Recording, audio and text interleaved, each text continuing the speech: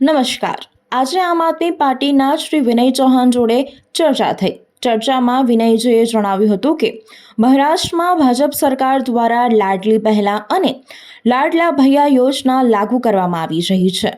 રાજસ્થાનની અંદર પણ 450 રૂપિયામાં સિલિન્ડર આપવામાં આવી રહ્યો છે અને મધ્યપ્રદેશમાં પણ લાડલી યોજનાનો અમલ કરવામાં આવે છે. તો ગુજરાત સરકાર દ્વારા કેમ આ યોજનાઓ ગુજરાતમાં લાગુ કરવામાં આવી નથી રહી? ગુજરાત સરકાર ગુજરાતીઓ સાથે આવો સાવકો વ્યવહાર કેમ કરી રહી છે? આ ટોપિક ઉપર વિનયભાઈએ શું કહ્યું, આવો સાંભળીએ. નમસ્કાર, જય હિન્દ, જય ભારત, જય જય ગરવી ગુજરાત.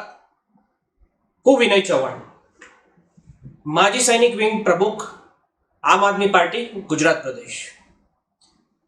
આપની સામે એક વિડીયો લઈને આવ્યો છું. આ વિડીયો મારો 5 મિનિટ આપને અરજ છે, જરૂરથી જોજો. જો તમને સારો લાગે તો આગળ ફોરવર્ડ કરજો. આ વિડીયોનો શીર્ષક છે કે ગુજરાતની સાથે અન્યાય કે. થોડા વર્ષો પહેલા આપે જોયું હતું કે સેન્ટ્રલમાં જ્યારે ભાજપની સરકાર ન હતી ત્યારે ગુજરાત સરકાર દ્વારા એક એડવર્ટાઇઝમેન્ટ ચલાવવામાં આવતું હતું. ત્યારે જણાવવામાં આવતું હતું કે ગુજરાત સરકાર સાથે સેન્ટ્રલનો એક હળહળતો તમાચો, એવો જ તમાચો મિત્રો ગુજરાતની અંદર આપણા લોકોને પાછલા 30 વર્ષોથી લાગતો આવ્યો છે.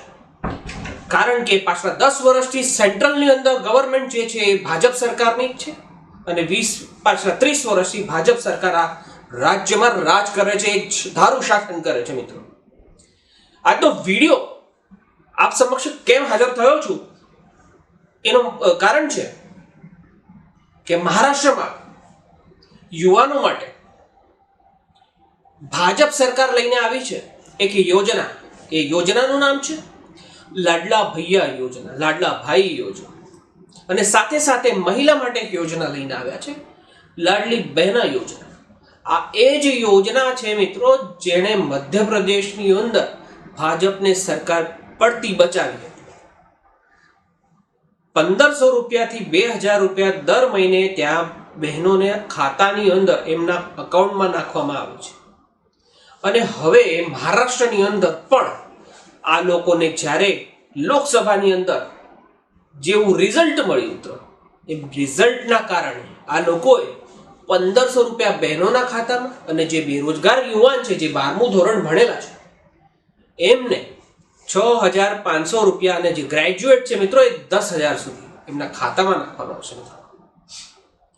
તો મારો સવાલ આપ સૌ ગુજરાતીઓને છે મિત્રો, 30 વર્ષથી આપને ગુજરાત ગવર્મેન્ટને, ભાજપ સરકારને ખોબલે મત આપ્યા.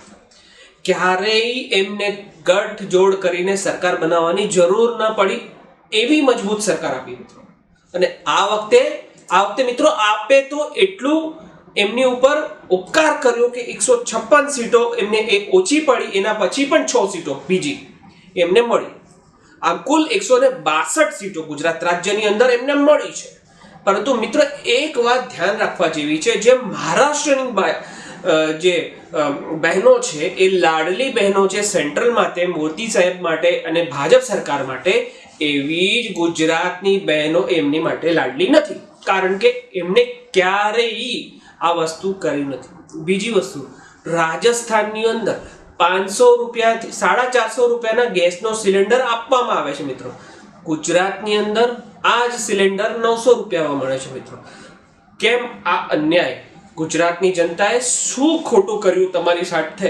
તમને વધારે વોટ આપ્યા કે અમે કંઈ બોલતા નથી એના કારણે તમે આ બધું કરી રહ્યા છો? મિત્રો, આવો અન્યાય ગુજરાતની જનતા સાથે કેમ કરવામાં આવે છે? તમે જોઈ શકો છો, મધ્યપ્રદેશની અંદર પણ બહેનોને ખાતામાં પૈસા આપવામાં આવે છે. કેમ મિત્રો? એનું કારણ એ છે કે જ્યાં ભાજપ સરકારને લાગે છે કે હવે એમની સરકાર ક્યાં બની નથી રહી, જે વિકાસના લોકો ખોટા દાવા કરે છે મિત્રો, જે વિકાસના નામે લોકો લૂંટવાનું કામ કરે છે, એમના જ્યારે પન્ના ખુલી જાય છે, જ્યારે ભ્રષ્ટાચારો બધાને સામે આવે છે, ત્યારે આવી યોજનાઓ અમલમાં લાવે છે. ગુજરાતમાં તો કહેવામાં આવ્યું હતું મિત્રો કે અમે ગુજરાતી મફતમાં નથી લેતા, અમને મફતની રેવડી નહીં જોઈતી, અમે આમ છે, અમે તેમ છે, આવી રીતે કરીને ગુજરાતની જનતાને બહુ જ આ લોકોએ ગુમરાહ કર્યો મિત્રો.